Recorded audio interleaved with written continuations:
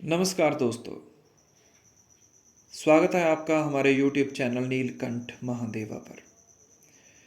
क्या आपकी शादी नहीं हो पा रही? जी हाँ, हमारे टाइटल में भी आपने पढ़ लिया होगा कि क्या आपकी शादी नहीं हो पा रही। दोस्तों, आज की ये वीडियो शादी के विषय पर है। आज के समय में बहुत से ऐसे लोग हैं, लड़के और लड़कियां हैं जिनकी शादी नहीं हो पा रही। आप लोग सोचते हैं कि अगर आपकी शादी नहीं हो पा रही तो आपकी कुंडली में कोई दोष है। जी हाँ, ये कुंडली में भी दोष होता है। लेकिन आपकी कुंडली में कोई दोष है, सिर्फ उसी वजह से आपकी शादी नहीं हो पा रही, तो ये बात सही नहीं है। आपकी शादी ना होने के बहुत से कारण हैं। पहला तो आप कुंडली ही मान लीजिए। आपकी कुंडली में अगर आपके गुरु किसी पापी ग्रह से पीड़ित हैं तो तब भी आपकी शादी नहीं हो पाती या आपकी शादी में दिक्कत आती है। दूसरी बात, अगर आपके परिवार में आपके पितरों की कोई समस्या है तो भी आपकी शादी नहीं हो पाती। अगर आपके घर में कोई कुल देवता या कुल देवी की समस्या है तो भी आपकी शादी नहीं हो पाती। बहुत से हमारे ऐसे लोग हैं कि सिर्फ और सिर्फ कुंडली पर विश्वास करते हैं कि हमारी कुंडली में दोष है, इस वजह से हमारी शादी नहीं हो पा रही। लेकिन आपके घर में अगर आपके पितृ किसी वजह से पीड़ित हैं, आपके कुल देवता और देवी आप पर किसी वजह को लेकर नाराज़ हैं, तो भी आपकी शादी वो नहीं होने देते। सबसे पहले तो आपको अपनी कुंडली किसी अच्छे से जो ज्योतिषी हैं उनको दिखा लेनी चाहिए। उससे आपको पता चल जाएगा कि आपकी कुंडली में आपके गुरु कहीं पीड़ित तो नहीं है। अगर आपकी कुंडली में कोई समस्या नहीं है तो फिर आपको अपने जो कोई कुल पुरोहित हैं या आपके गुरु हैं, कुल गुरु हैं, तो आपको उनसे बातचीत करनी चाहिए। वो आपको बताएंगे कि आपके पितृ जो हैं कहीं वो तो पीड़ित नहीं, आपकी कुल देवी या कुल देवता आपसे नाराज तो नहीं। तो जब आप इन 3 चीज़ों को ठीक कर लेंगे तो आपकी शादी के योग बन जाएंगे। लेकिन अगर आपको ये पता ही नहीं चल रहा कि हमारी शादी क्यों नहीं हो रही, आपकी कुंडली भी ठीक है, पितृ भी ठीक हैं और आपके जो कुल देवता हैं वो भी ठीक है, तो आपकी शादी फिर भी नहीं हो पा रही। और अगर आपको कुंडली तो ठीक लग रही है, पितरों के बारे में पता नहीं चल रहा, आपके कुल देवता के बारे में पता नहीं चल रहा और आपके कोई गुरु भी नहीं है, कोई पुरोहित भी नहीं है, फिर आप सोचते हैं कि अब क्या करें, तो आपके लिए उस बात का समाधान हम लेकर आए हैं। देखिए दोस्तों, पूरे ब्रह्मांड में जब पहली बारात किसी की गई तो वो हमारे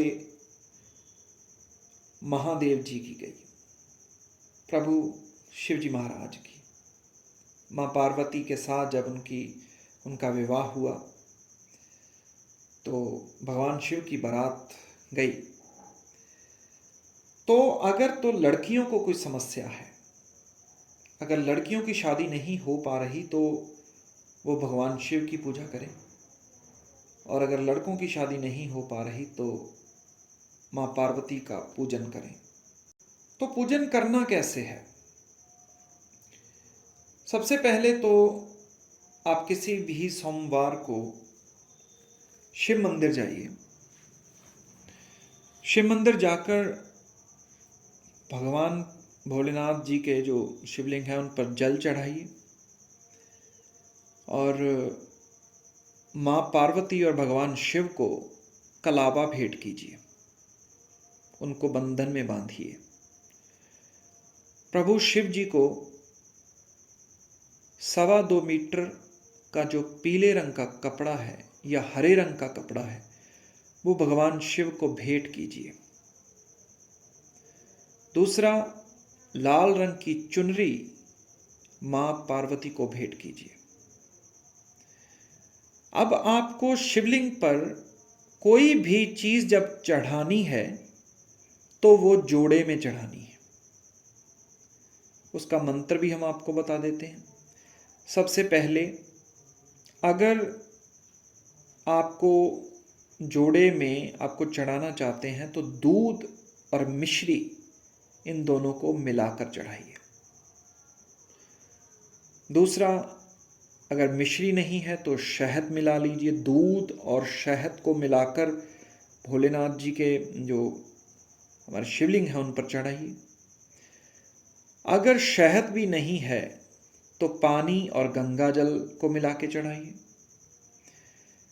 अगर आप कोई फ्रूट चढ़ाना चाहते हैं, कोई फल चढ़ाना चाहते हैं तो वो भी जोड़े में चढ़ाइए। 2 अमरूद चढ़ा सकते हैं, 2 केले चढ़ा सकते हैं, 2 बेर चढ़ा सकते हैं। दूसरी बात, बेल पत्र भी 2 चढ़ाइए। आम तौर में हम लोग जो है कि 3 पत्र जो बेल पत्र के हैं 3 चढ़ाए जाते हैं हमेशा, वो अब 6 चढ़ाइए। यानी कि 2-2, 3 पत्र एक टहनी पर और 3 पत्र एक टहनी पर, दोनों अलग अलग साइड पे भगवान के ऊपर लगा दीजिए। तो ये सब करते हुए आपको क्या करना है, आपको भगवान जी का एक मंत्र जो है उसका जाप करना है, जिसमें मां पार्वती और प्रभु शिव दोनों एक हो गए थे। यानी कि अर्धनारेश्वर रूप का आपको जाप करना है। समान मैं फिर से बोल देता हूं। शिवलिंग पर आपको जो चीज भी चढ़ानी है वो जोड़े में चढ़ानी है।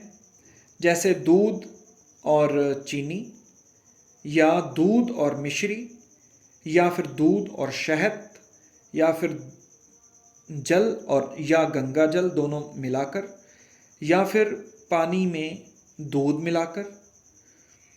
फल आप 2 चढ़ा सकते हैं, अमरूद 2 चढ़ा सकते हैं, बेर 2 चढ़ा सकते हैं, केले 2 चढ़ा सकते हैं, सेब 2 चढ़ा सकते हैं।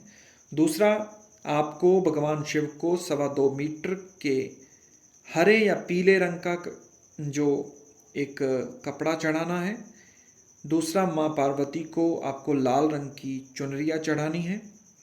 7 चूड़ियाँ भी चढ़ा सकते हैं साथ में, और भगवान जी को और मां पार्वती को कलावा देना है। ये चीज़ें करते वक्त जो आपको मंत्र बोलना है वो मंत्र है ओम अर्धनारेश्वराय नमः। ओम अर्धनारेश्वराय नमः।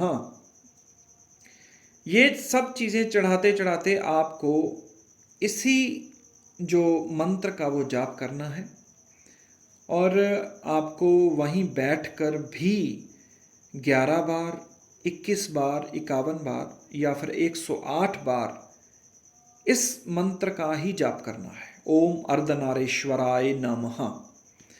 उससे क्या है कि माँ पार्वती और प्रभु शिव का जो दोनों का ये मंत्र है, और इससे आपको क्या फ़ायदा होगा कि बहुत जल्दी आप जब हर सोमवार ये करना स्टार्ट करेंगे तो बहुत जल्द आपके जो विवाह के योग बनने शुरू हो जाएंगे।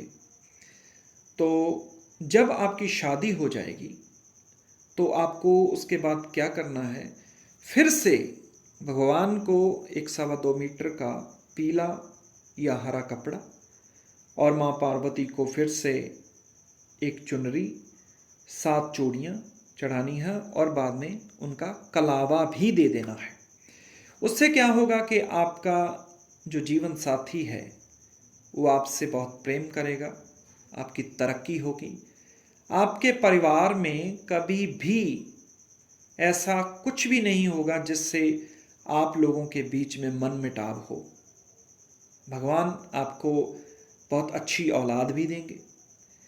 एक बात रह गई आपसे करने वाली कि ये प्रयोग वो लोग भी कर सकते हैं जिनकी शादी हुई थी, बाद में कोई समस्या आ गई। बेशक क्या होता है, कई बार किसी का तलाक हो जाता है या किसी के पति या पत्नी इस दुनिया से चले जाते हैं, तो उसके बाद उनकी शादी नहीं हो पा रही होती, तो आप भी ये कर सकते हैं। आपका भी जो योग है वो बनने लगेगा। देखिए, आपकी कुंडली में समस्या है, अगर आप वो भी नहीं दिखा सकते, आपकी पितृ या आपके जो कुल देवता या देवी हैं उनका भी आपको पता नहीं चल रहा, तो भी आप भगवान का ये सब कीजिए, आपकी कुंडली की समस्या भी दूर हो जाएगी, आपके पितरों की समस्या भी दूर हो जाएगी, आपके जो कुल देवता या देवी हैं उसकी समस्या भी दूर हो जाएगी। लेकिन आपके सिर्फ और सिर्फ आपकी शादी के लिए।